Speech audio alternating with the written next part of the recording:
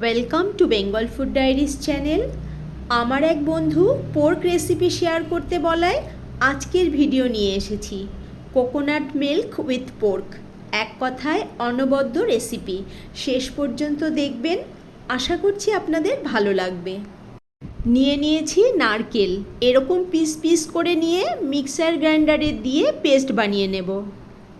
Coconut paste গরম জলে দিয়ে ঠান্ডা হলে চটকে নিয়ে স্ট্রেনারের সাহায্যে ছেঁকে মিল্ক বের করে নেব। নিয়ে নিয়েছি 1 কেজি পোর্ক, প্রেসার কুকারে দিয়ে ওরই মধ্যে পরিমাণ মতো নুন, হলুদ গুঁড়ো ও জল দিয়ে 5 থেকে 6টা সিটি দিয়ে নামিয়ে নেব।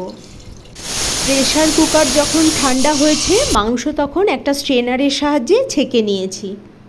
একটা মশলা বানিয়ে নেব, তার জন্য প্লেটে নিয়ে নিয়েছি ধনে, জিরা, গোলমরিচ, গরম মশলা, সাথে কিছু শুকনো লঙ্কাও নিয়ে নিয়েছি।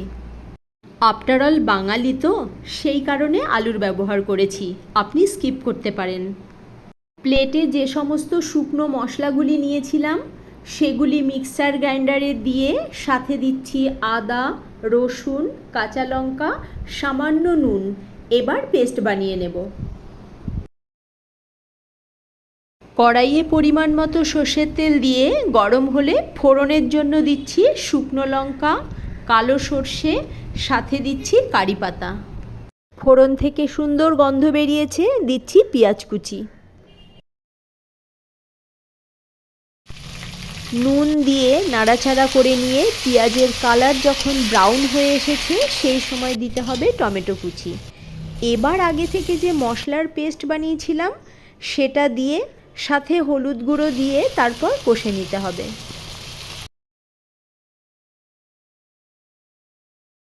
মশলা কষে নিয়ে টমেটো সফট হয়ে এসেছে, এখন দিয়ে দিচ্ছি প্রেসার করে নেওয়া পোর্ক।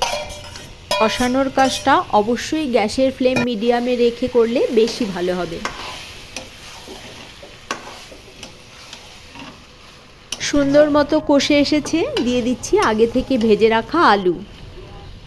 আবারও কিছুক্ষণ কষে নিয়ে তারপর আগে থেকে যে কোকোনাট মিল্ক বানিয়ে রেখেছিলাম সেটা দিয়ে দেব।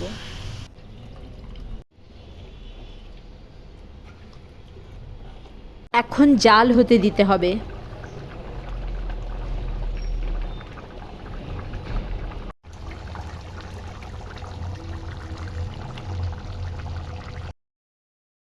জাল হয়ে সমস্ত সুন্দর মতো টেন্ডার হয়ে এসেছে, গ্রেভিও এরকমটা হয়েছে, সেই সময় গ্যাস অফ করে দিতে হবে।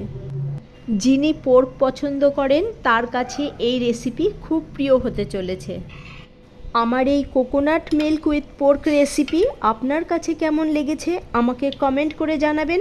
যদি ভালো লেগে থাকে প্লিজ একটা লাইক করে দেবেন। চ্যানেলে নতুন বন্ধু হলে চ্যানেলটিকে সাবস্ক্রাইব করে পাশে থাকার অনুরোধ রইল।